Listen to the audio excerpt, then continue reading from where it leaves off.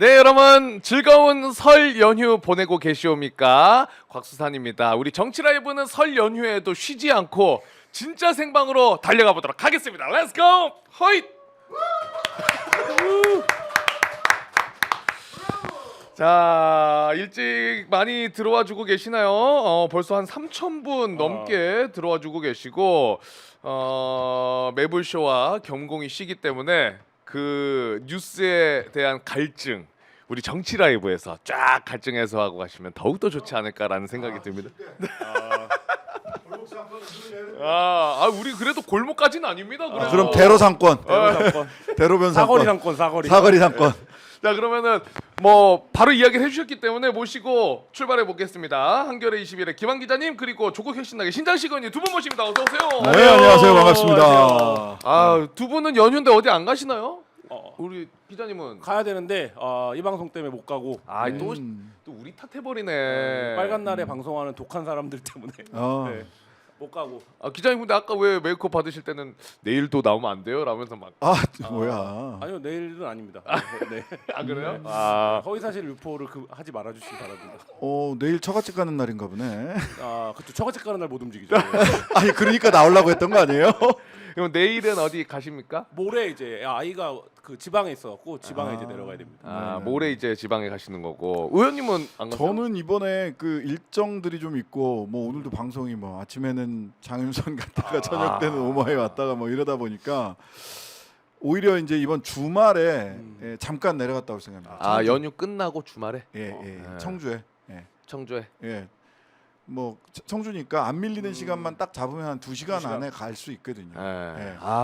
그래도 연휴에 쉬실 수도 있는데 진짜 나와주셔가지고 두 분 너무나 진심으로 감사드립니다. 네, 요원으로서. 요원으로서. 여의도를 지켜야죠. 아니 오늘 뉴스들을 보면 연휴 뉴스가 아니에요. 그렇지. 그러니까 아니 본격적으로 내용 들어가기 전에 그 요원 얘기하셨으니까 좀 어떠셨어요? 그거 보시고? 어이가 없었지. 그게 여러 가지 거짓말들이 저 세상에 그 거짓말이 세 종류의 거짓말이 있는데 거짓말, 새빨간 거짓말, 윤석열의 거짓말 세 가지 종류가 있는데 뭐 앞뒤가 없어요. 무슨 요원을 뭐 4인 1조로 드러내? 그러면서 특수부대 그 군인들이라고? 이게 무슨 말입니까? 그냥 그 퇴거 명령하면 되잖아. 나와라 이러면 되는 거지. 뭐 질서 유지를 하기 위해서 군인을 들여보냈다. 유리창 깨고 유지를 위해서 유리창을 깬다. 그러면 이제 서부지법에 유리창 깨고 들어간 애들도 전부 다 법원 질서유지 요원인가요? 그러니까 아니 이게 말이 너무 안 맞으니까 그 논리를 나름 준비해서 왔다는 거에 전 좀 충격이었어요. 저는 논리라기보다는 좀 슬픈 일인데 바이든 날리면이 빚은 그들에게 학습된 효과라고 봅니다. 그러니까 이게 뻔한 걸 우겨서 그걸 심지어 재판까지 가서 바이든 날리면이 진짜로 뭔가 논쟁적인였던 것처럼 만들고 보수 언론이 그걸 그대로 써주고 이러면서 그거를 얘기하는 거를 금기시하게 만들고 그걸 제기했던 언론사라고 찍어갖고 MBC만 비행기 안 태우고 뭐 이런 상황으로 몰고 가서 어쨌든 그들 입장에서는 한번 성공을 했던 거잖아요. 근데 저는 재판이라고 봅니다. 똑같이 지금 이거를 전 국민이 그걸 생중계로 지켜봤는데 그거를 그렇게 얘기해서 넘겨야겠다라고 생각을 하는 건 그때 버릇이 잘못 들었다. 이게 버릇이 잘못 들었을 뿐만 아니라 저는 지금 한국 민주주의가 굉장히 향후 30년에 걸쳐서 굉장히 중요한 시점에 와 있다고 생각해요. 한 30년 동안에 30년을 가름할 수 있는 건데 앞으로의 30년을 앞으로의 30년 뭐냐면 민주주의라고 하는 링이 있어요. 법과 제도와 절차가 있어요. 거기는 삼권 분립이라고 하는 국회도 있고 사법부도 있고 대통령도 있는 거예요. 근데 이 링 바깥에 있던 세력들이 있습니다. 전광훈, 아스팔트. 맞아요. 그거 한 8년, 9년 태극기 집회하고 난리를 쳤어요. 그래도 제도권에 못 들어와서 그때마다 당만 들어서 거의 뭐 2.6%, 3% 되면 국회에 들어오는데 뭐 기독자유당 뭐 이런 당들이 지금도 자유통일당 있잖아요. 네. 그래도 이재명은 안 된다 이렇게 써서 붙이는 사람들. 근데 이들이 지금 프로레슬링 할 때 보면 링 바깥에 나가서 반치광 있잖아요. 타이거 마스크 반치광 이런 자들이 링 바깥에 나가서 안에다 옴을 집어 던지고 링 안에다가 그 다음에 접의자 해가지고 심판도 때리고 안에 있는 사람들을 룰 안에서 싸우자라고 하는 게 민주주의인데 룰 바깥에 링 바깥에서 링 안에 있는 사람들을 모욕하고 욕보이고 그리고 폭력을 행사하는 거죠.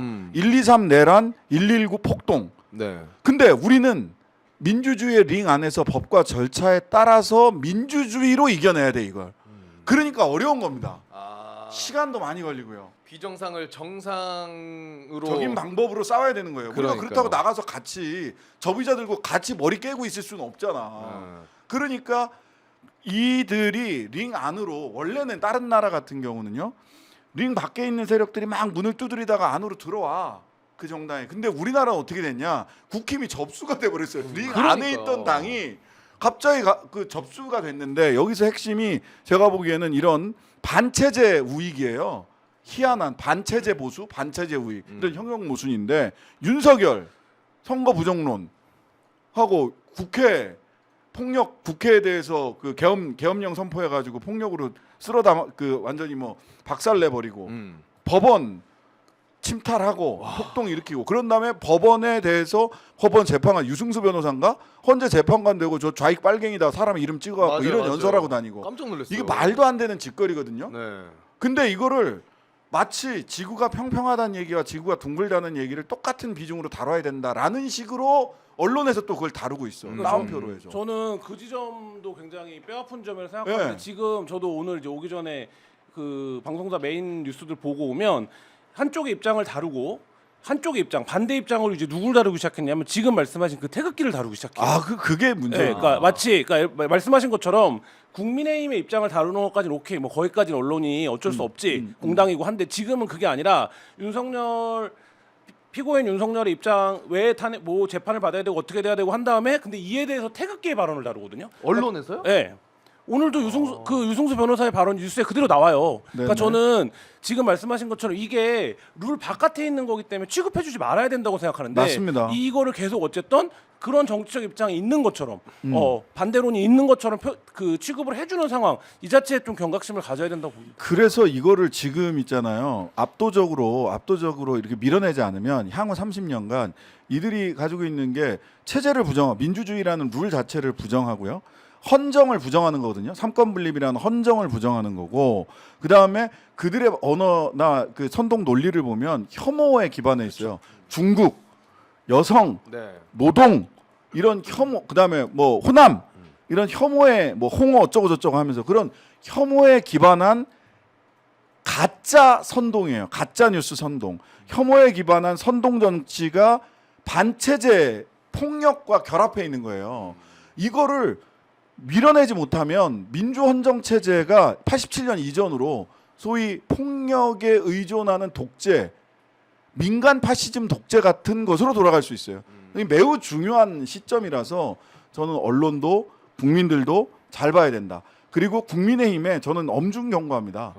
그 반체제 보수를 할 건지 체제 내 보수를 할 건지 선택해야 돼요. 지금처럼 윤석열 전광훈에 절하면서 쫓아다니면서 반체제 보수를 할 거면 링 바깥으로 나가 아스팔트로 국회 안에 있을 자격이 없다고 봐요. 근데 그런 자들이 다음 뭐 이제 총선이나 이럴 때 그렇게 행동을 해 왔는데도 계속 당선이 되니까 그쪽에 붙는 거 같아. 이게 진짜 무섭더라고. 지난번에는 그렇게까지는 아니었어요. 지금 최근에 윤석열이 선관위를 공격하고 사법부를 공격하고 심지어 자기 친정인 검찰을 공격하고 국회를 공격하면서 그런 말을 링 바깥에서 하던 자들이 발언권을 얻어버린 거예요. 그 다음에 링 안에 있던 자들이 뭐 물이 빠지면 누가 빤스 벗고 수영하고 있는지 다 보인다고 이런 사태가 오니까 링 안에서 속마음으로만 갖고 있던 자들이 정강훈 찾아가서 절하는 거예요. 3번씩.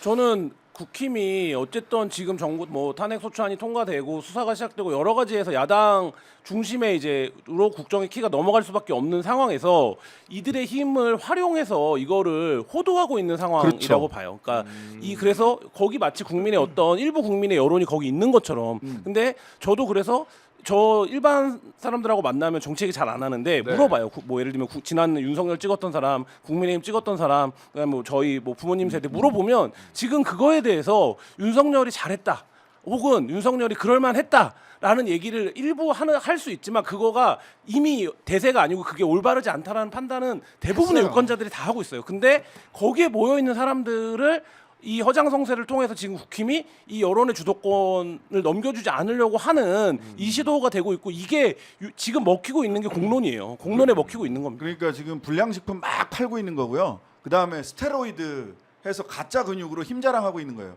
그거에 속으시면 안 됩니다. 네. 그러면 참고로 뭐 윤상현은 워낙 이제 대표적으로 유명한데 그 나경원 의원 같은 경우에는 네. 이 나경원 의원도 오늘 발언이 뭐냐면 사법부를 향해 가지고 직권 보석 결정으로 과도한 인신 구속을 해제하고 공소 기각까지 적극 검토해야 된다.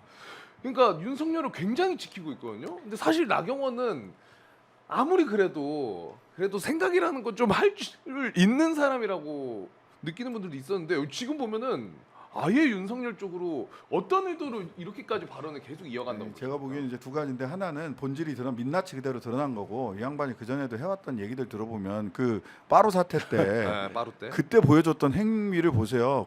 법을 정면으로 위반한 거예요. 그게 소위 그 국회법 개정해서 했던 게 사실은 그런 것들이 전부 다 그쪽 국민의힘 쪽에서 막 주도해서 만들었던 법안이거든요. 근데 그 정면으로 위배하고 지금까지 재판 5년째 1심 아직도 안 끝났어요. 그래놓고 이재명 보고 빨리 재판 빨리 끝내라고 막 광광거리고 있잖아요. 그런데다가 또 하나는 나경원이 계속해서 윤석열한테 까였잖아요. 그러니까 말하자면 정치적 기반이 그 나경원은 잘 생각해 보세요. 옛날부터 모든 선거에서 출마 예상자예요. 당내 선거에서. 네. 모든 당내 선거에서 출마 예상자인데 원내대표 말고는 해본 적이 없어. 자기 확실한 정치적 기반을 만들어야 되겠다는 계산이 전 작동한다고 생각을 해요. 이번에 나오는 게 이런 불량식품 먹고 반체제 극우에 스테로이드 맞고 나도 한번 몸집 좀 키워보자 라는 생각이 있다고 보고요. 그리고 저 밑에 평생 자기들끼리만 살아왔어. 그 사학재단의 딸로 온실 속에서 보수의 온실, 극우의 온실 속에서만 자라왔던 사람이라 본질이 드러나는 거다라는 생각이 들고. 근데 이 발언 자체가 얼마나 판사 출신이라는 사람이 얼마나 무식하냐. 그러니까 판사 출신인데. 보석이라는 게 형사소송법 제 95조에 보면 필요적 보석이라는 게 있습니다. 보석에 청구했을 때는 다음 이의 경우에는 보석을 허가해야 되는. 원칙적으로 우리는 보석 청구를 하면 허가해 주는 게 원칙이에요. 근데 다음 예외가 있어. 분명하게 이건 보석해 주면 안 돼라는 게 있어. 제 95조 1호 피고인이 사형 무기 또는 장기 10년이 넘는 징역이나 금고에 해당하는 죄를 범한 때 내란죄는 사형 무기 또는 무기징역 또는 무기금고밖에 안 돼. 기본적으로 대상이 안 돼요. 그러네요. 조건 그다음에 자체가 안 맞네. 4호 피고인이 도망하거나 도망할 염려가 있다고 믿을 만한 충분한 이유가 있을 때 이건 도망보다 더한 짓을 했잖아. 농성전을 했잖아요. 맞아요. 예. 그다음에 6호 피고인이 피해자 당해 사건의 재판에 필요한 사실을 알고 있다고 인정되는 자 또는 그 친족의 생명, 신체나 재산에 해를 가하거나 가할 염려가 있다고 믿을 만한 충분한 이유가 있는데, 즉 증인이나 참고인을 공격할 우려가 있는데 딱 그 사람들이에요. 다 포함되네 윤석열이. 안 돼. 그걸 아는 사람이 이런 얘기를 하는 겁니다. 저는 지금 국민의힘 전반적으로 그 두 가지 빌드업이 있다고 보는데, 하나는 사법부 그 자체를 공격해요. 그러니까 예를 들면 지금 말씀하신 것처럼 나경원 의원이나 이렇게 법적 절차나 법적 결정이 어떤 논리적 근거나 혹은 법리위에서 돼야 되는지 너무나 잘 아는 사람들도 사법부를 공격해요. 지금 대표적으로는 윤석열, 김용현의 변호인들이 적극적으로 재판부를 공격하고 있죠. 네. 근데 뭐 변호사 하셨지만 이게 사실 완전히 상식 바뀌잖아요. 저 변협에서 징계해야 됩니다. 왜냐하면 의뢰인을 위해서 전혀 도움이 안 그렇죠. 되는 말을 해요. 이게 의뢰인이 이게 실제 본인이 그렇게 생각하더라도 의뢰인이 그러면 안 이게 되거든요. 너무 반하기 때문에 사실 안 하거든요. 근데 이걸 왜 하냐? 이 재판에 이미 불복하겠다라는 의사를 작정을 비치고 한 있는 거예요. 그리고 보세요. 윤갑근, 석동현, 그다음에 유승수 변호사도 그렇지 않을까 싶은데 윤갑근, 석동현은 그냥 정치하고 싶은 사람이거든요. 이미 후보로 출마하려고 여러 차례 도전을 했다가 떨어진 사람들이에요. 이전에 경선에서 윤갑근은 라임 건으로 걸려가지고 이게 안 됐고, 뭐 1심에서는 유죄 받았다, 또 2심에서는 무죄는 받았습니다. 예, 윤갑근 변호사님, 저 정확하게 말씀드립니다. 네. 여튼 그래서 경선에서 떨어져서 청주 상당구에서, 제 고향 청주 상당에서 출마하려 떨어진 분이야. 출마하려다가 당내 경선에서 당내 떨어졌죠. 경선에서 떨어진 거예요. 당내 경선에서. 석동현 부산에서 출마하려고 막 그러다가 결정적 하자가 있어요. 차마 이 모욕이 될까봐 말씀을 여기서 못 드리는데, 그래서 당내 경선에서 안 돼. 그러니까 자기 친구니까 윤석열이 그 사람을 민주평통 부의장을 시켜준 거예요. 민주평통 의장이 대통령이니까, 사무총장이구나. 민주평통 사무총장을 시켜준 거예요. 실질적으로 1인자를 시켜준 거예요. 그러니까 이 사람은 또 정치해야 돼. 그러면은 자기 정치적 기반을 불량식품 먹고 반체제 구구뽕 맞고 싶어서 지금 저 짓을 하는 거다. 유승수 변호사도 변호사로서는 납득할 수 없는 지금 발언을 하고 있어요. 그리고 김용현 측에서 또 그 문영배 재판관 고발했더라고요. 증언 거부권 침해. 그러니까 지금 말씀드린 그런 건데 문영배 재판관이 고지한 거 아닙니까? 뭐 신문을 거부할 수 있는 권리가 있는데 그렇게 하면 당신이 진술하는 거에 신빙성이 낮아질 수밖에 없다. 왜냐하면 한쪽 진술 한쪽이랑은 얘기를 하면서 한쪽이랑은 얘기를 못 하겠다고 하는 거잖아요. 그러니까요. 그러니까 이게 김용현이? 재판이라는 게 주심과 반대 신문으로 이루어져서 주심문, 이거에 반대 신문. 이거의 정합성을 재판부가 판단하는 건데 그 한쪽을 거부하겠다고 하니까 그 고지를 한 거예요. 그건 넘어갔단 말이에요. 그래서 본인도 정회하고 나갔다가 윤석열 측에서 설득한 거예요. 설득했어. 네, 그래서 하기로 한 거예요. 그래서 했어요. 근데 하루 이틀이 지나고 나서 변호인단이 그게 잘못됐다 이래서 직권남용이다. 형사고발을 지금 하는 거예요. 문영배 재판관은. 네. 그러면 그렇게 생각하면 사실은 거꾸로 법과 그 문영배 재판관은 정확하게 그냥 있는 그대로 사실을 고지했어요. 있는 그대로 그렇게 고지하는 게 맞아요. 재판관으로서 고지를 해야 돼. 그럼 쉬는 시간에 나가서 오히려 증언을 안 하겠다고 했는데 증언을 하게 한 윤석열이 직권남용한 거 아니야? 그렇죠. 거꾸로? 네, 증언 교사를 한 거잖아요. 네. 네. 그리고 저는 그 입장문에 어떤 내용들이 있냐면 이런 게 있어요. 문영배 재판관의 표정이나 말투를 문제 삼아요. 그러니까. 네. 아이씨. 그러니까 저는 처음 봤어요. 누가 기침을 하였는가? 근데 저도 그 재판을 봤는데 재판에서 하는 변론들이 너무 어이가 없어서 재판관들의 표정을 중심으로 봤거든요. 안 그러면 못 보겠더라고 차마. 도저히. 근데 재판관들이 표정이 너무 안 좋긴 해요. 그러니까 그렇지. 무슨 얘기할 때마다 그냥 일반 이런 표정이에요. 그러니까 뭐야, 뭐 우리가 이런 느낌. 그 짤이나 밈에서 많이 보는 그런 표정 있잖아요. 그런 표정들을 줘. 왜냐하면 근데 너무 그런 얘기들을 하니까. 저는 그걸 보다가 참 3D 업종이다. 헌법재판관 저 이 재판하는 8명 3D다 3D. 너무 힘들겠다. 저걸 어떻게 다 들어주고 있지? 근데 이렇게 고발하고 헌법재판관까지도 굉장히 무시하는 듯한 이런 태도들이 다른 재판관들도 이 보도를 당연히 볼 거 아닙니까? 사실을 당연히. 알고 그러면은 약간 그 다 같이 확실히 영향이 있긴 있을까요? 영향이 이런 행태를 보면서. 영향이 어떻게 미치는 거냐면 네. 기분이 나쁘니까 제 유죄 이렇게 가는 게 그렇게는 안 아니고요. 하겠지. 네. 그렇게 가는 게 아니고 저런 태도는 이전에 박근혜 탄핵 심판 때 수사에 응하지 않았다. 재판에 출석하지 않았다. 이런 등등이 국민으로서는 재판에 출석하고 피고인으로서 또는 피청구인으로서 진실을 이야기해야 될 의무가 있는 거예요. 근데 그거를 대통령이라고 했다는 대통령씩이나 했다는 자가 그걸 안 하면 사실은 대통령을 뭐라고 하냐면 법치주의와 준법의 화신이라고 평가를 해요. 거기에 걸맞는 행동을 했느냐 안 했느냐.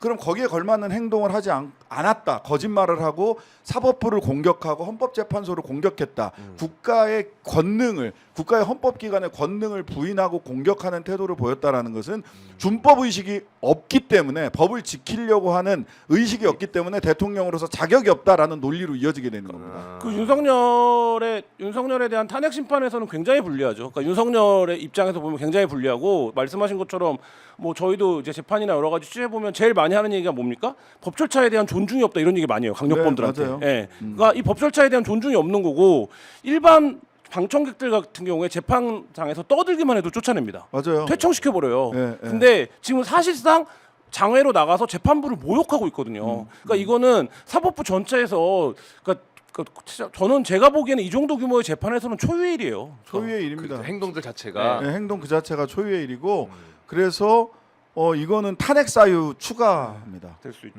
오히려- 재판에서 이런 태도로 보이는 건 탄핵 사유 추가예요. 네, 탄핵 사유 추가. 야, 그러면은 이 탄핵 사유가 계속 추가가 되고 있는 이 상황에서 다음 주 화요일 날 이제 5차 변론이 열리거든요. 그런데 다음 주 화요일 날에는 여인영, 이진우, 또 홍장원 전 1차장 이렇게 증인 신문으로 참석을 합니다. 네. 윤석열이 일단 나올까요, 여기에?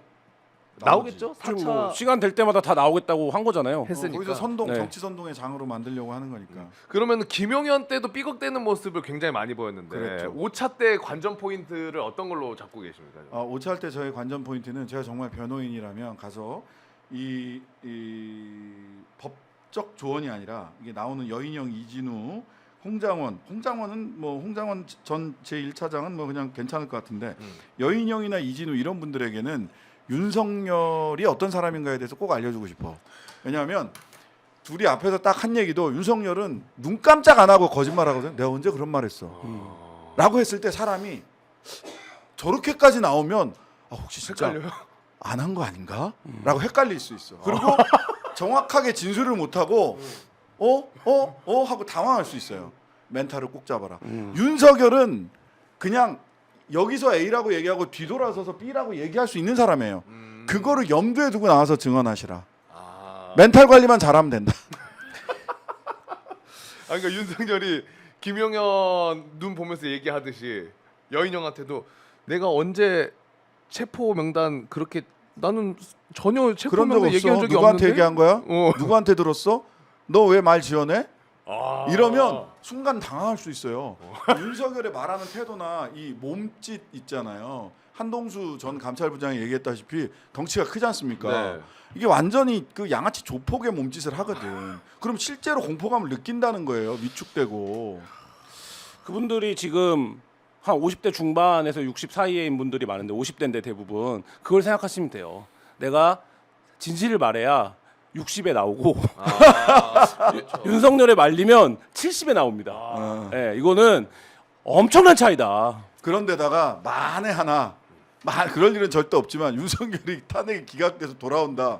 다 죽어. 70이 아니라 평생. 그렇지 이미 일단 이 사람들은 조사받으면서 얘기한 것들이 다 있기 때문에 케이스도 조사받으면서 그렇고. 얘기한 것도 있는데 그것도 막 증거 부동의하고 어쩌고 저쩌고 이럴 수가 있는데 핵심은 국회 증언이에요. 그렇죠. 국회 증언은 그 자체로 그냥 증거 능력이 인정돼서 증거로 쓰여요. 바로 국회 증언은. 그리고 지금 어쨌든 구속 기소되면서 공소장이 한 100쪽 정도 작성이 된 거잖아요. 네. 이것도 지금 헌재가 다 받아볼 거고 김용현 공소장을 보면 김용현보다 윤석열이 더 많이 등장해요. 김용현 공소장임에도 불구하고 149번인가 등장해요. 예, 김용현보다 더 많이 등장하고 그러니까 그 얘기인즉슨 뭐냐면 지금 이 것들이 공소장의 실명으로 그렇게 기재를 한다라는 건 수사 단계에서 김용현을 수사하는 단계에서 어느 정도의 사실관계 확인이 다 끝났다라는 거거든요. 그러니까 이제 공소장에 적시를 하는 건데 여기 여인영, 이진우, 곽종훈 다 마찬가지예요. 다 맞아요. 공소장들이 있고 기본적인 사실관계들이 확인이 어느 정도 된 사안이기 때문에 그 부분이 중요해 보이고 이건 뭐 좀 약간 벗어나는 얘기입니다만 취재 기자들은 뭐라고 얘기하냐면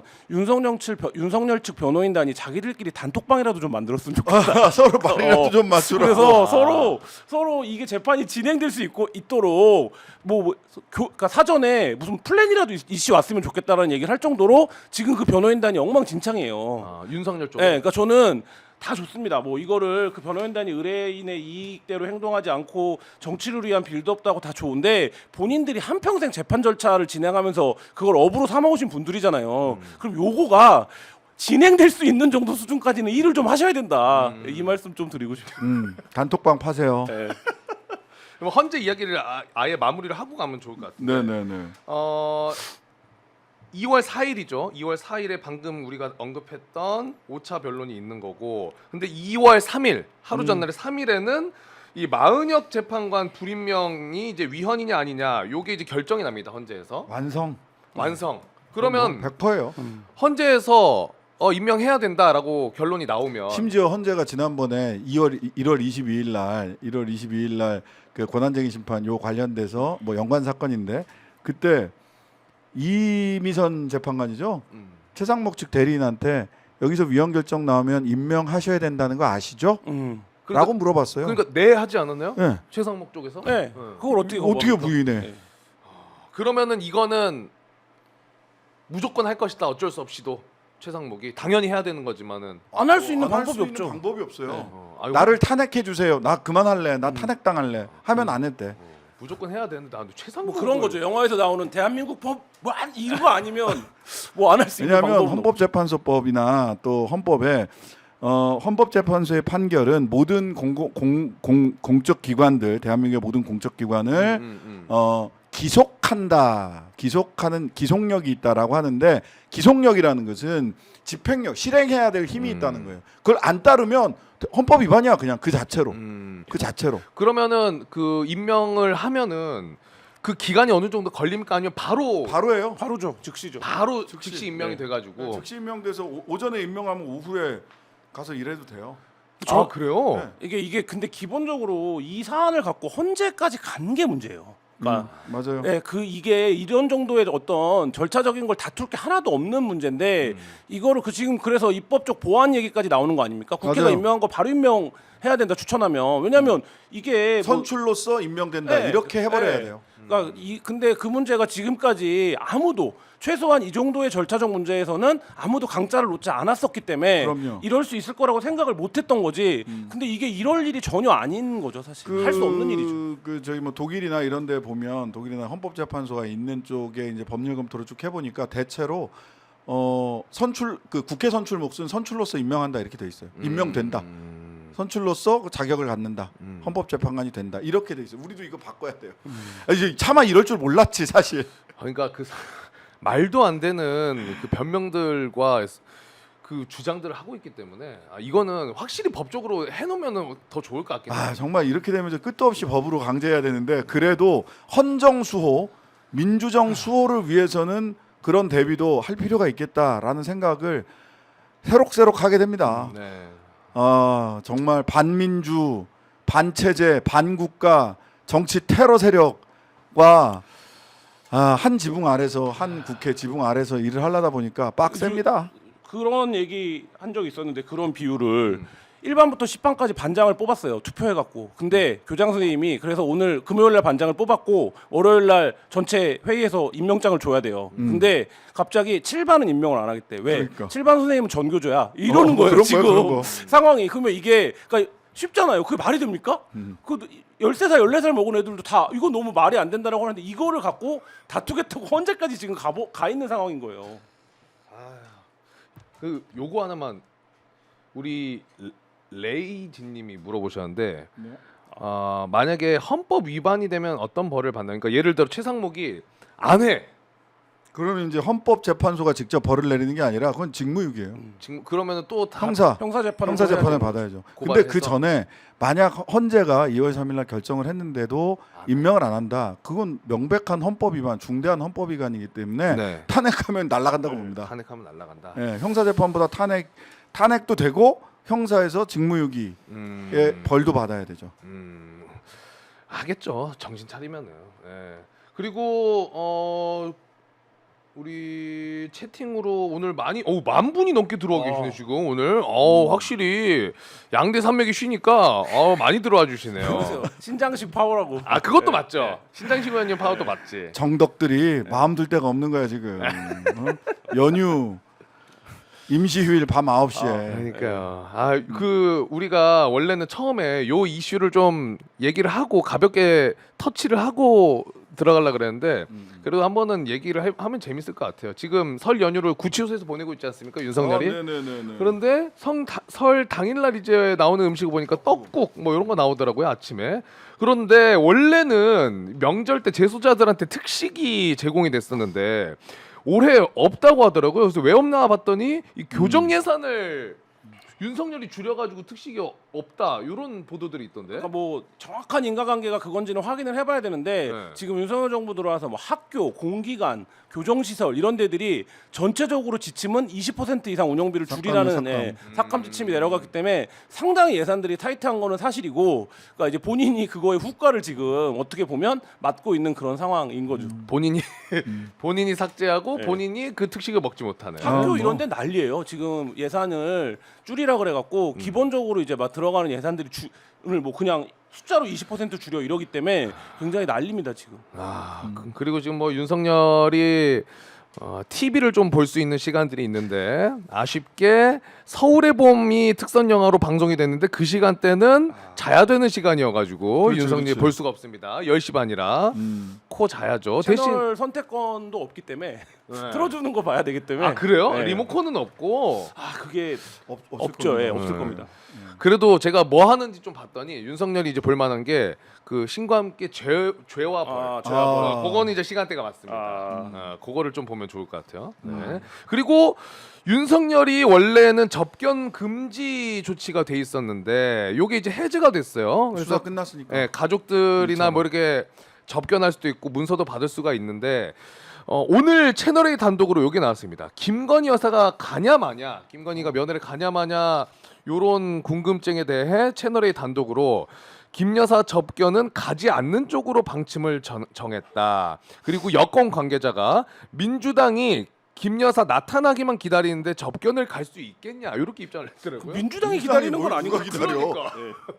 누가 기자들이 기다리겠지. 네. 기자들이. 그렇죠. 그러니까 이게 만약에 김 여사가 접견을 간다라고 하면 굉장히 또 중요한 어떤 분기점이 되겠죠. 그러니까 그거를 본인들이 그렇게 지금 당당하다고 국가와 나라를 위해서 국외 결단을 했다라고 얘기를 하면 김 여사도 최소한 뭐 어느 정도까지의 관여도가 있는지 모르지만 그 인식 정도는 공유했을 거 아닙니까? 그러면 당당히 나설 수 있어야 되는데 사실 이제 그 행보를 하기에는 너무 부담스러우니까 그걸 못 하는 건데 그거를 민주당이 그거를 민주당이 뭐 그걸 어떻게 합니까? 가면 가는 거죠, 가족이. 가면 가는 거지. 가족 접견 가면 가는 거죠. 근데 사진 찍히고 하는 거가 부담스러워서 그런 거지. 근데 이제 요게 이제 사진 찍히는 게 부담스럽고 예전에도 보면 그 무슨 큰 문제 있으면 사라지잖아. 한두 달씩. 길면 석 달씩 사라졌다가 끼역끼역 다시 끼어 나오고 이랬잖아요.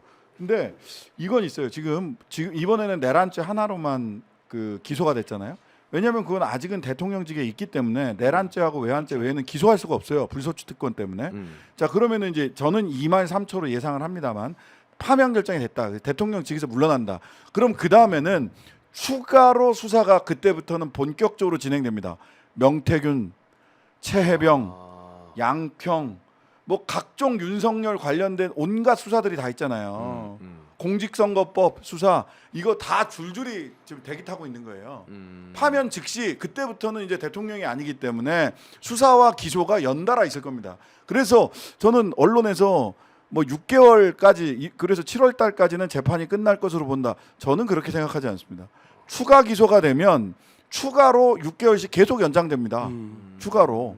그래서 1심은 따로따로 하지 않는 한 붙여져서 상당히 길게 이어질 수도 있다. 내란죄만 따로 떼서 판단을 한다면 뭐 7월 달에 끝날 수 있지만 그럼 7월 달에 내란죄 재판이 끝난다고 해서 빵에서 나올 수 있냐? 못 나옵니다. 구속 기간 계속 연장되고 계속 재판이 진행될 겁니다.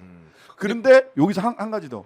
근데 이거는 전부 다 김건희와의 공범 여부가 되게 중요한 사건들이거든요. 이제부터 특히 명태균. 네. 김건희와의 공범 여부가 너무너무 중요해요. 최혜병 사건도 김건희와 공범 여부 중요하죠. 도이치모터 사건 수사 중단된 거 이것도 김건희와의 공범 여부 중요하죠. 따라서 저는 가족 접견으로서가 아니라 공범 혐의자일 수 있기 때문에 김건희가 네, 접견을 불허하는 것이 수사기관에서 적절한 판단이 아닌가 싶습니다. 공범으로서 말을 맞출 수 있어요. 말을 맞출 수 있죠. 근데 김건희가 굳이 만나지 않아도 나는 김성훈이 지금 그걸 하고 있을 거라고 봐. 그럴 수 있어. 그렇죠. 말 맞추기 제일 가운데에서 왔다 갔다 할 수 있는 가장 그래서 용이한 김성훈도 빨리 위치에 구속 있잖아요. 기소해야 된다니까. 그러니까요. 그런데 네. 그걸 안 하고 있으니까. 검찰. 자, 그러면 말 나온 김에 검찰 이야기도 좀 해보면은 지금 우리가 윤석열이 구속 기소된 거는 미리 다뤘지만 그 과정에서 검찰이 구속 기소하기 전에 뭐 고검장, 지검장 회의까지 열고 기소를 결정을 했어요. 이 과정은 어떻게 보셨습니까? 이게 원래 그냥 아무래도 윤석열에 대해서 기소를 하냐 마냐하기 때문에 이런 고검장, 지검장을 전체 다 모아가지고 회의하는 거는 그래도 얼추 맞는 과정입니까? 맞기는 뭐. 몰라서 그래 제가. 그냥 원래 전혀 하면 되는 필요 없는 건데. 절차죠. 전혀 그러니까 필요 없는 수사팀의 의견을 들어서 결정하면 되는 부분인데 이게 한번 쇼를 한 거죠. 쇼를 한 거예요. 그러니까 언론의 뭘 스포트라이트를 집중받은 건데 이런 거죠. 영화 신세계 보셨습니까?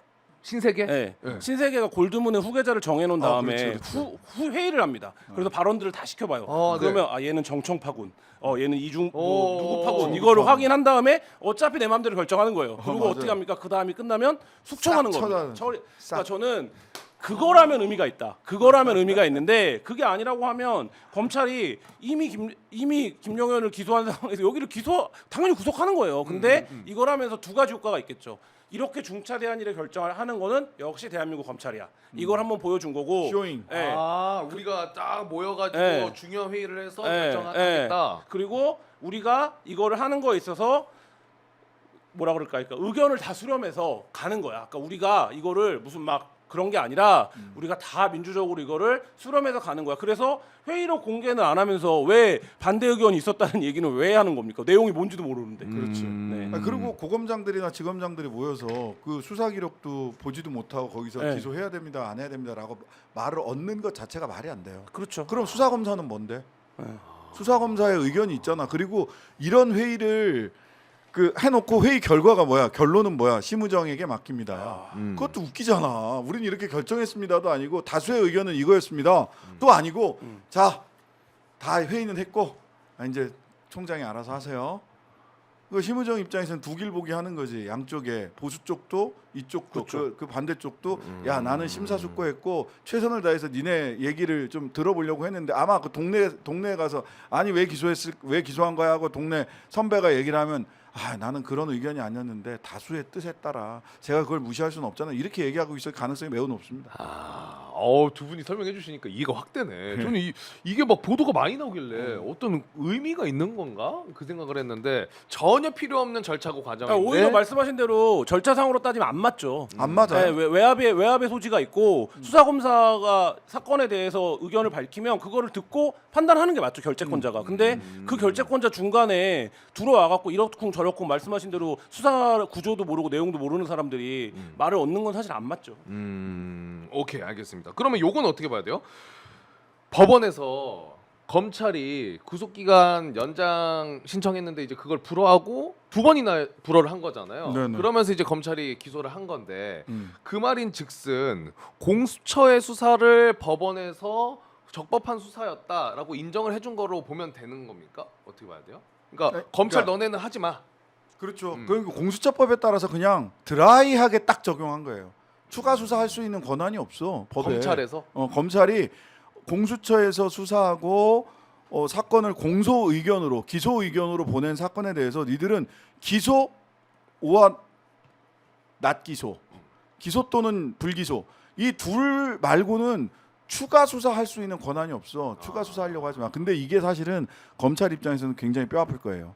왜냐하면 검찰이 그래 지금 보니까 윤석열이 하도 난동을 부리는 바람에 검찰의 수사권 기소권이 한 번 더 조정될 수밖에 없다라는 것을 인정할 수밖에 없어요. 이거는 보수 정권이 들어와도 마찬가지일 겁니다.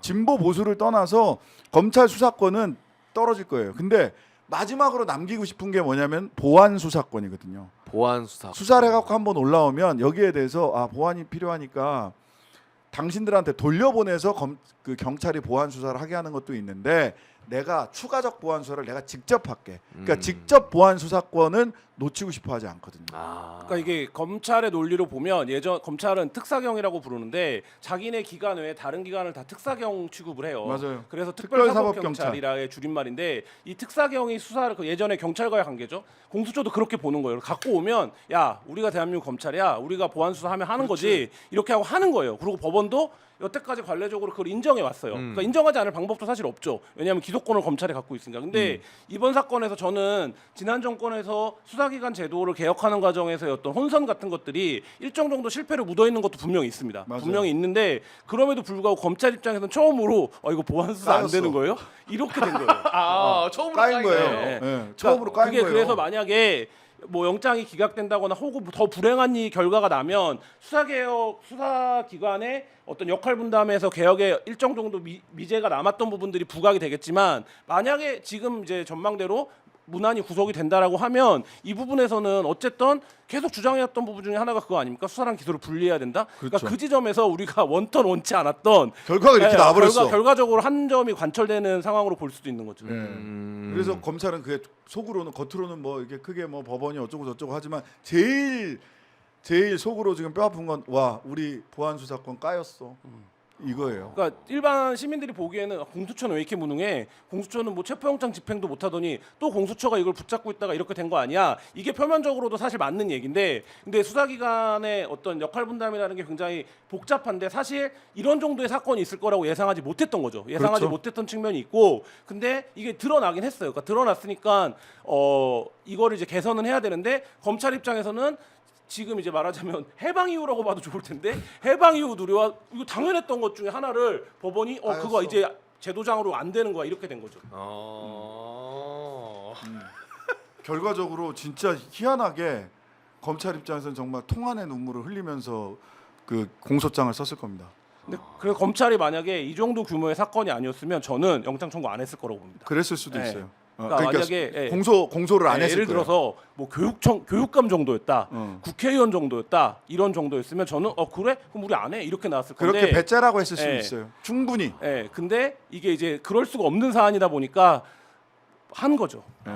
울며 겨자 먹기로. 아니 지금 안 한다고 생각을 해보세요. 그러면은 그걸 뒷감당이 그 안 되잖아요. 뒷감당이 안 되잖아. 그거 어떻게 받아낼 거야 자기들이. 예. 그러면은 그리고 재판에서 공수처 수사권이 뭐 인정 안 되거나 그럴 일은 전혀 없겠죠. 그럴 일은 전혀 없고요. 하도 걱정을 많이 하니까 그럼 제가 이제 변호사로서 설명을 안심을 좀 해드리면 시켜주시. 안심을 시켜드릴게요. 일단 그럴 일 없다. 그럴 왜냐하면 일 그것은 없다. 법원에서 공수처의 수사권에 대해서 2차례나 체포영장, 압수수색영장을 발부하면서 서부지법에서 얘기를 해준 거고 이번에 공소 뭐 적법한 절차를 거쳐서 야 공수처 수사한 건 맞고 니네는 기소할 권리만 있어라고 해서 그 구속기간 연장 신청을 안 받아줬고 그것도 2번이나 네. 그 다음에 정말 0.00001%로 어느 좀 약간 이 막한 판사님께서 법리에 별로 박제하는 판사님께서 또는 신념에 머리가 이렇게 약간 오염되신 지금 이제 머리가 좋고 나쁘고는 문제가 아니야. 지금 보니까 신념이 얼마나 인간의 상식과 합리를 파괴할 수 있는가라는 걸 우리가 매일매일 보고 있잖아요. 네, 맞아요, 세상 맞아요. 똑똑하다는 사람들이 만약 그러면 이거는 절차상의 하자거든요. 그러니까 이걸 호도하는 사람들이 있어. 그래서 공수처의 수사권 문제 때문에 공소 기각이 되면 일사부재이기 때문에 아예 기소조차 못한다라는 식으로 개구라를 풀고 있는데 그렇지 않고요. 이건 만약 그런 경우가 있다고 하더라도 수사권이 문제가 있다라고 하더라도 0.0000001%로 그러면 이거는 절차상의 하자예요. 절차상의 하자는 절차를 보정해서 다시 하면 일사부재에 걸리지 않아요. 절차 보정하면 돼요. 그러면은 그런 일이 있더라도 그러면은 그럼 수사권이 어디 있는데요? 경찰에 있어요? 알았어. 그럼 경찰이 일관되게 수사해서 다시 넘기지 뭐. 그럼 기소해. 그럼 되는 거예요.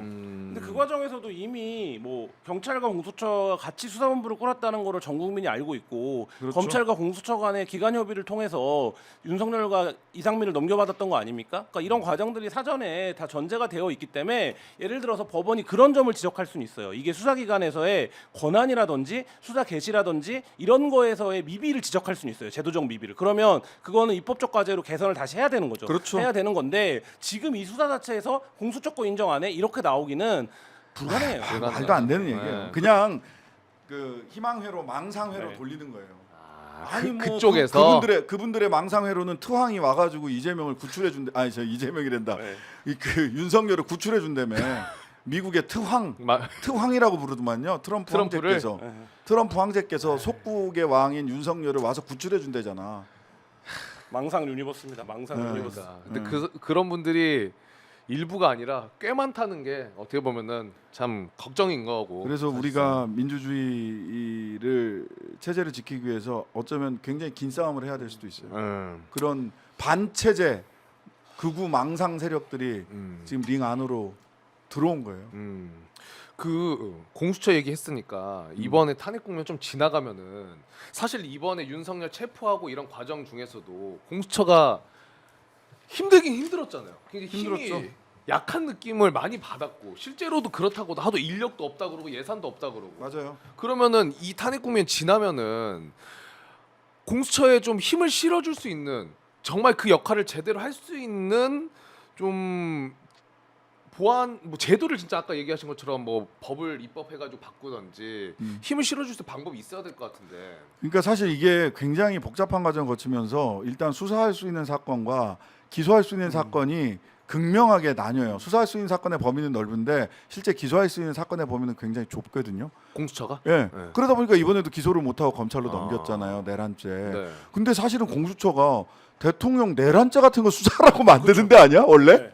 원래는 입법 원래는. 취지상으로 보자면 근데 아무도 내란을 일으킬 거라고 상상하지 상상을 못했던 못하니까 거예요. 경찰에 있었던 네. 거야. 그러니까 공수처 그 만들 때 상상을 못하니까 내란이 안 들어가 있어. 안 들어갔어요. 수사 대상에. 그러니까 직권남용을 걸어치기해서 내란죄로 갔거든. 아. 직권남용죄 직접 연관된 사건으로 걸어치기해서 내란죄로 갔는데 상상을 못했었는데 원래는 그런 내란죄 같은 거 수사하라고 그런 특별 수사 단위를 만드는 거예요. 기소까지 할 수 있는.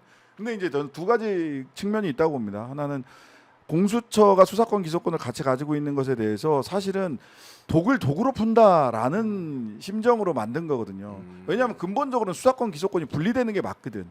그러면 수사권 기소권을 온전히 분리하기 전에 검찰을 견제할 수 있는 수사기관, 기소할 수도 있는 수사기관이 필요하다라는 것이라서 이건 사실 독을 독으로 푸는 거예요. 다만 그 독을 독으로 풀지도 못해. 너무 약해가지고. 그러니까 밥 굶겨놓고 애한테 너의 기운 못 쏴고서 막 때린들 애가 기운 쓸 수 있어? 일단 좀 밥 좀 먹이고 애가 그 제도 안에서 제대로 작동할 수 있도록 수사권 문제라든지 제도상의 미비점 보완해주고 그러고 궁극적으로 저는 공수처는 사실 한시적 조직일 수밖에 없다라고 생각을 해요. 수사권 기소권이 온전히 분리되고 나면 공수처는 그 자기 역할을 다 하는 겁니다. 지금은 이 과도기적 상황에서 과도기지만 일은 제대로 해야 될 거 아니야. 과도기라고 해서 뭐 발 뻗고 그냥 누워 있을 수는 없잖아요. 예.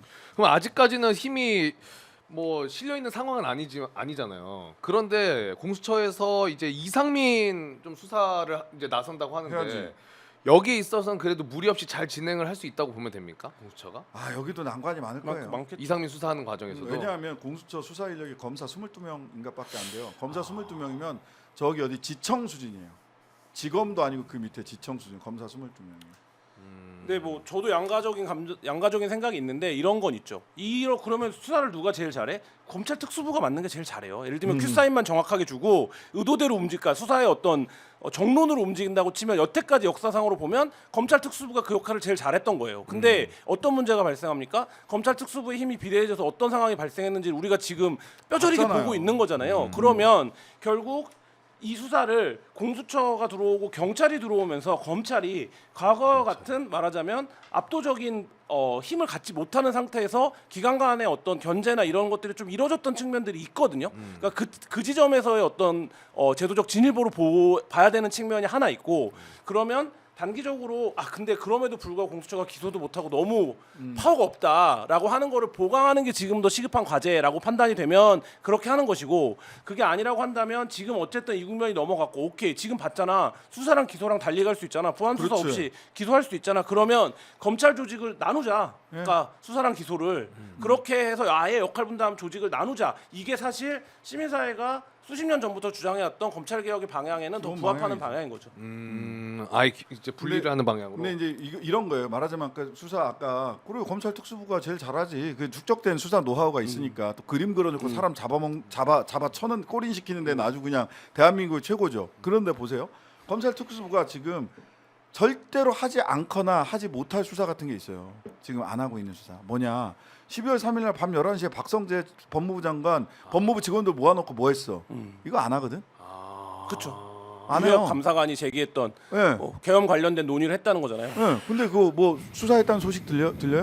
그다음에 12월 4일 날 밤에 안가에서 삼청동 안가에 모였던 사람들이 전부 다 검찰 특수부 출신들이에요. 이상민 빼고 김주현 민정수석 사실은 거기가 대장이야.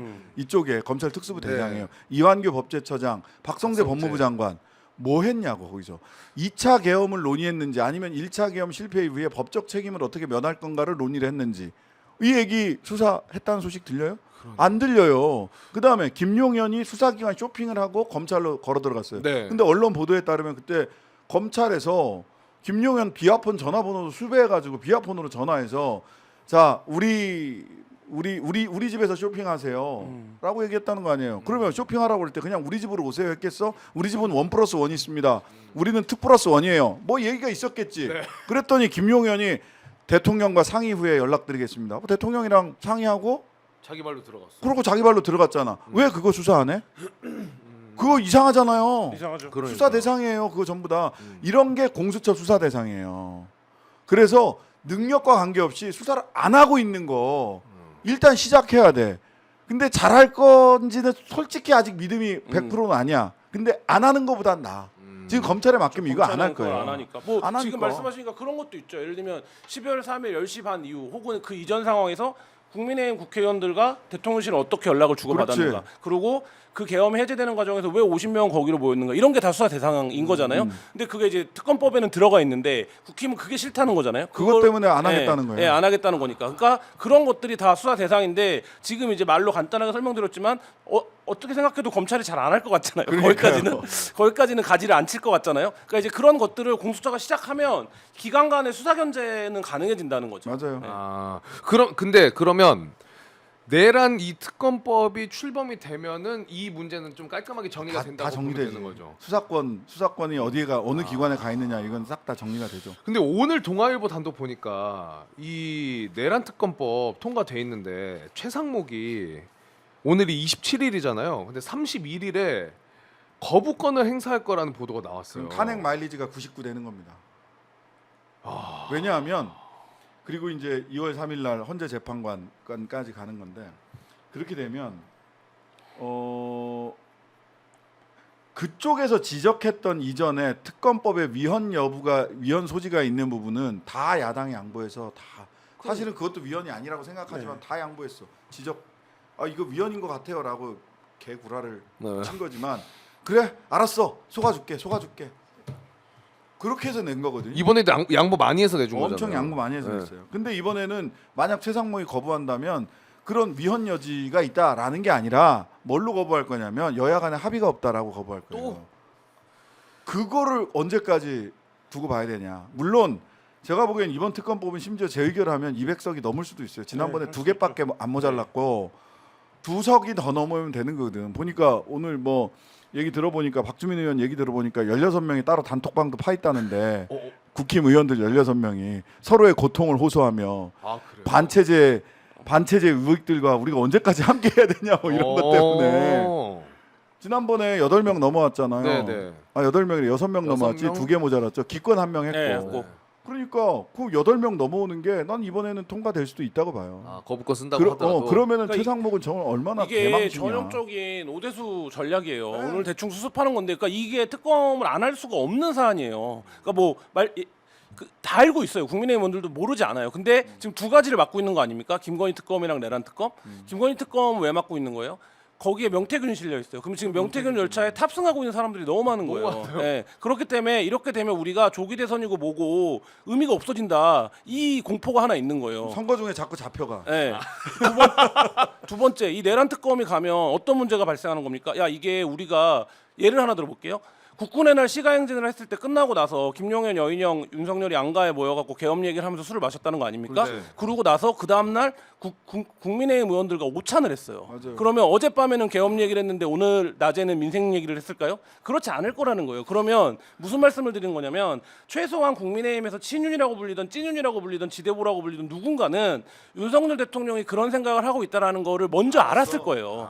예. 계엄 카드를 만지작거리고 있었던 예, 거를. 그러니까 예를 들면 그러면 최소한 방조했거나 말리지 않은 거죠. 네. 그러면 이게 뭐 진보 진영에서는 잘못된 판결이라고 얘기하지만 우리나라 사법부가 내렸던 판결 중에 어떤 게 있습니까? 통진당 해산 판결이 있어요. 아유. 내란 예비 음모의 동조만 해도 정당을 해산하는 사법부예요. 그런데 이게 만약에 그렇지 않으면 이 내란 특검이 통과돼서 최악의 경우에 국민의힘에서 어떤 일이 벌어질 겁니까? 실제 해산이 되든 안 되든 그러면 야당은 그 공세를 하겠죠. 니네는 해산돼야 될 정당이다라고 하겠죠. 그러면 해산되어야 될 정당이라는 꼬리표를 달고 선거를 할 수는 없다고 지금 생각을 하니까 지금 말씀하신 것처럼 극우 반체제 인사들과 결합을 해서 뭔가 여론을 돌리고 있고 실제로는 존재를 걸고 있는 두 개의 특검을 맡고 있는 거거든요. 근데 내용적으로는 이걸 안 갈 수 없다는 걸 다 알아요. 선거만 지나보자 뭐 이런 네. 거예요. 근데 국힘에서는 그러면 윤석열을 언젠가 손절을 하긴 할 거 아닙니까? 저는 이제 손절 시점은 이제 대선 경선이 끝나면 이제 아, 경선에서 표를 얻어야 되니까 손절 안 하고 있는 거예요. 경선 때까지는 그 사람들이 찍어줘야 되니까. 찍어줘야 되니까 경선 끝나면 제가 보기엔 굉장히 잔인하게 손절할 수 있어요. 내적 제가 보기에도 취재 기자들 얘기도 하는데 내적 손절은 이미 다 했죠. 어허. 내적 손절은 이미 다 했는데 아니 저는 변호인단도 손절했다고 봐요. 내적으로는. 아, 변호인들까지도. 네. 근데 지금 윤석열이라고 하는 어떤 상징 기표가 필요한 거죠. 그러니까 그런 상황인 거고 사실 뭐 이거를 어떻게 방어하면서 가겠습니까? 근데 그러한 내적 손절 자기들은 정치적 타산을 해가지고 내적 손절 뭐 물론 신념화돼 있는 사람도 있어. 뭐 아, 김민전 이런 사람들은 뭐 신념화돼 있다고 보는데요. 근데 이제 그런 정치적 타산으로 실체가 있는 것처럼 윤석열을 계속 갖다 쓰고 전광훈을 호출하고 전광훈한테 가서 절하고 이러잖아요. 네. 그러면 그것을 신념화한 시민들이 생겨요. 불량식품 파는 거예요, 그게. 불량식품 팔아가지고 입맛을 길들이는 거지. 그게 정말 나쁜 정치 행위예요. 그래서 저는 어떻게 생각하냐면 이 국면에서 여론조사가 오르고 내리고 이게 한국 정치에 무엇을 의미하는가를 봐야 돼요. 자칫하면 반체제 길거리 극우가 제도 안으로 들어오고 그 발언권이 넓어질 수 있다. 근데 그러면 그들하고 타협할 겁니까? 아우 그거 안 되죠. 아니죠. 얼마나 타협하지 않는다는 게 뭐 삼천교육대 만들어서 그 사람들 다 감옥 보자는 게 아니라 민주주의 절차 안에서 원칙을 가지고 따박따박따박 한 걸음 한 걸음 링 바깥으로 엉덩이 싸움을 해갖고 밀어내야 되는 거거든요. 옆에 옆구리 찔러가지고 밀어내는 게 아니라 네. 그러려면 여론조사 추이는 참조하고 객관적 현실을 인정하는 것으로 보되 원칙을 분명히 하고 차분하게 가야 돼요. 민주주의가 한 발짝 나갈 거냐, 민주주의로 민주 헌정을 회복할 거냐, 아니면 87년 이전으로 그보다 더 극악한 어찌 보면 혐오에 기반한 선동 정치, 반민주, 반체제, 정치 테러 정치로 갈 거냐. 이거는 여론조사의 추이와 관계없이 우리가 원칙을 견지하고 싸워 나가야 됩니다. 독재를 찬성하는 여론이 많다고 그럼 나도 독재할게. 정치가 그렇게 해야 돼요? 그러면 안 되는 거잖아요. 근데 그쪽이 지금 어쨌든 그 극우 세력이 집회도 굉장히 많이 하고 하는데 특히나 거기에 아까 잠깐 언급은 됐습니다만은 부정선거 그쪽에서는 굉장히 믿고 있잖아요. 그런데 전환기 씨도 여기 참전을 했더라고. 와, 깜짝 놀랐어요. 본인은 오늘 좀 한 발 빼긴 했더라고요. 자기는 뭐 부정 선거를 해서 누가 이득을 봤다 이런 생각을 하는 게 아니라 선거라는 건 뭐 공정하고 투명하게 관리해야 되는 거 아니에요. 뭐 이런 식으로 한 발 빼긴 했는데 논리적으로는 한 발 뺐는데 어쨌든 실질적으로는 거기 가서 거의 저도 좀 봤는데 1시간 가까이 연설한 거 아닙니까? 구구절절한 얘기들을 막 하더라고요.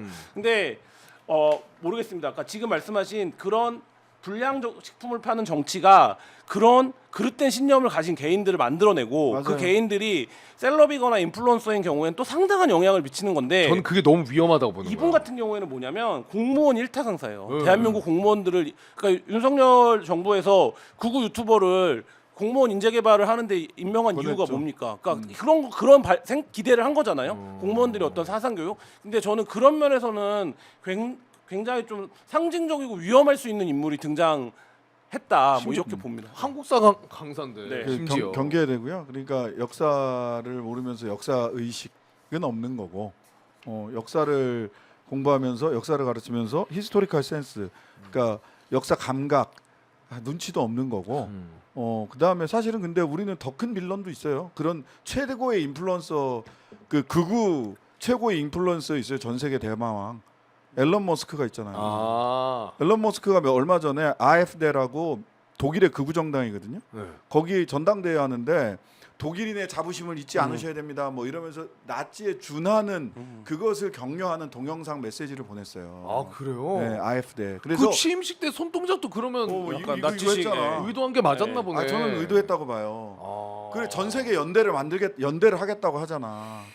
그래서 실은 이게 한국적인 윤석열 예외적 형상이 아니라 전 세계 민주주의가 지금 그런 반체제 민주주의를 위협하는 반민주 반체제 정치 테러리스트들에게 지금 유린당하고 있어요. 독일도 프랑스도. 근데 이제 프랑스 같은 경우는 그래도 좌우를 다 떠나서 야 마리 르펜 같은 극우가 대통령 돼서는 안 되지. 결선 투표 가면 무조건 떨어지거든 르펜이. 그래도 결선 투표 오를 만큼의 정치적 세력을 세력은 갖고 있는 있는 거죠. 거예요. 미국은 트럼프가 의회 총기 해서 사람 민간인 5명 경찰 4명 죽었어요 그때. 취임하자마자 그 22년형 받은 사람 사면 복권 시켰어요. 그러니까 우리가 예외적인 상황이 아니라 오히려 그런 극우 반민주 반체제 그런 정치 테러에 기반한 혐오 정치 세력들이 한국 민주주의에 지금 공격하고 있는 겁니다. 여기 정신 바짝 차리고 우리가 원칙을 갖되 장기 투쟁해야 된다라고 하는 생각을 가져야 이걸 이겨낼 수 있어요. 윤석열 하나 뽑아낸다고 사라지지 않습니다. 윤석열과 윤석열의 내란의 부하 수행 주요 업무 종사자들 여기가 한 부류. 그다음에 두 번째는 전광훈, 세 번째는 전광훈에 절하는 사람들, 절하는 정치인들. 분명히 이들에겐 책임을 물어야 돼요. 그 경찰에서는 전광훈 관련해서 수사팀을 따로 구성을 했다는 보도를 제가 봤는데, 그러니까 그들이 그냥 발언들만 이어가는 게 아니라 굉장히 정황적으로 뒤에서 이번 서부지법 관련해서 어떤 아니 근데 뭐 전담팀 꾸리고 수사하겠다는 의지를 밝히고 있는데 언론에 그걸 밝히는 거고 저 너무 더디다고 생각합니다. 네, 더디다? 더딥니다. 네, 너무 더디고 어떤 그러니까 예를 들어볼게요. 민주노총 위원장이 막 선동을 해서 연설을 해서 그 다음날 민주노총 조합원들이 서부지법을 그렇게 부셨다고 쳐봅시다. 예를 들어? 그러면 어떻게 될 것 같아요? 박살납니다. 박살납니다. 그 다음날 민주노총 다 압수수색하고 박살나는데 정광훈 유튜브 지금 올려져 있는 유튜브 영상을 보면 그 선동을 했다라는 건 다 알아요. 그걸 보고 들어간 거예요. 그날 오후까지 집회에서 선동을 했어요. 근데 서부지법으로 가자. 정광훈이 미국에서 들어올 때 국회에서 공항에서 어떻게 해줍니까? 기자회견을 하게 둬요. 그때 일단 체포를 해서 왜 물어볼 수 있는데 근데 그때 경찰 관계자들이 기자들이 오히려 물었다는 거 아닙니까? 이렇게 기자회견 하게 하면 안 되는 거 아닌가요? 라고 물었는데 다양성 차원에서 그랬다는 대답을 했다는 말도 거예요. 안 되는 소리예요. 그러니까 저는 이 지금 차원들이 너무 느리고 여기에 뭐가 있냐? 지금 윤석열 대통령실에서 이들을 관리했던 정광훈이 공공연하게 그 얘기를 해요. 나는 윤석열 대통령을 속속들이 너무 잘 알고 있다. 나는 뭐 들여다볼 필요도 없다. 이런 얘기들을 연설에서 하거든요. 네. 그러니까 자기가 정보를 받고 있고 정보를 주고 있고 이 채널이 있다라는 걸 공공연히 밝혀왔어요. 저는 이 관계부터 수사를 시작해야 된다 이런 생각이 들고 너무 지금 아무도 생각할 수 없었던 법원 폭동이 일어났음에도 불구하고 이 수사권의 작동이 너무 더디다. 맞습니다. 네. 100번 동감합니다. 윤석열과 내란 주요 업무 종사자들, 전광훈에게 절하는 제도권 정치인들, 이 사람들에 대한 정치적 법적 책임을 엄정하게 물어야 됩니다. 맞아. 그들이 갖고 있는 게 그래도 어떻게든 쓸 수 있는 힘이 아니라는 거를 너네가 가지고 있는 건 아무것도 아니야라는 거를 공권력으로 좀 보여줘야 되는데 그게 안 되는 것 같아. 저도 좀 그렇게 안 되면 답답하더라고. 얘들이 점점 이게 계속 장사가 되는구나. 이게 그럼요. 정치적으로 쓸모가 있구나. 이게 돈이 되는구나. 이게 점점 퍼져나가는 아니 거예요. 언론에서 이미 차은경 판사에 대한 뭐 신상 정보를 누가 유출했다라는 게 보도가 되는데 왜 수사가 이걸 안 잡습니까? 그러니까 잡아야지. 잡아야죠 당연히. 근데 이제 그 세력들이 그렇게 목소리를 높이는데 그들을 따르는 사람들 입장에서 보면은 아니 보니까 그냥 목사만 저렇게 하는 게 아니라 국회의원들이 와가지고 절을 하고 영향력을 행사하고 그러니까 더 많은 사람들이 믿게 되는 그러니까요. 거예요. 이거 그런 굉장히 위험하다 봅니다. 네네. 우리 벌써 10시 3분이야. 10시 3분이네. 마지막 한 5분만 하고 네. 마무리할까요? 네네. 예. 이 최상목 아까 이야기 잠깐 하다가 그 받은 문건 얘기를 이제 하다가 헌재에서 김용현이 그 이야기도 했잖아요. 아주 술술술 얘기를 해줬어. 기재부, 외교부, 다 줬다고. 경찰청장, 국무총리, 행안부 다 있었다. 이 말인즉슨 이거 언급된 사람들은 마찬가지로 내란 특검에서 다 수사를 해야 되는 거 아닌가? 그리고 일단 공수처에서도 들여다 봐야 될 거 같아. 그날 밤에 뭐 했는지 그 문건 받고 뭐 했는지 그 전에 너 계엄하는 거 알았어 몰랐어? 그런 거부터 물어봐야 돼요. 그다음에 그 문건 받고 뭐 했어? 최상목 그 문건 받고 F4 회의 때 거기서 뭐 얘기 뭐 했어? 그다음에 기재부로 가서 간부회의 소집해서 그 자리에서 뭐 했어? 비상 입법 기구 예산 짜라고 했어 안 했어? 간부회의에서 이거 물어봐야지 수사하고. 근데 최상목은 저는 개인적인 생각인데 100% 했을 것 같아. 100%야. 저는 근데 100%. 저는 이 진술이 저는 올인. 100%. 이 진술이 웃긴 게 바로 전에 윤석열이 뭐라고 얘기했냐면 이 계엄이 평화적 계엄이었고 난 경고를 주기 위한 거였고 이 계엄을 내가 성공시킬 생각이 없었다 이런 취지로 진술을 한참 했거든요. 맞아요. 근데 김용현은 아니야 우리 내란 이후에 세계에 대한 계획이 다 있었지. 그러니까 내가 그걸 기재부에만 준 건 아니지. 이러니까 윤석열 변호인단이 이렇게 있다가 이렇게 쳐다봐요. 진짜. 놀래가지고. 그러니까 굉장히 골 때리는 진술이었다. 그 중에서 또 되게 재밌는 거 있어요. 비상 입법 기구 관련해서 국회에 모든 돈을 끊으라고 한단 말이에요. 거기에 심지어 상세하게 임금 이것도 써 있어요. 임금도 주지 말라 국회 직원들. 근데 이 12월 자기 2시간짜리 계엄이 어디 있습니까? 경고형이었습니다. 이랬는데 두 가지가 웃기는 게 있지. 48시간 이내 전공이 돌아오지 않으면 처단한다. 최소한 48시간은 가겠다는 거네. 그러네. 라는 게 이틀이네. 하나가 있고. 그다음에 이게 12월 3일 날 내란이 일어났잖아요. 국회 임금 지급일이 언제냐? 매달 20일입니다. 최소한 17일 이상은 가겠다는 거야. 거기에. 임금 끌려면 20일이 돼야 안 줄 수 있으니까. 그렇지. 그동안에 임금 어떻게 끊어?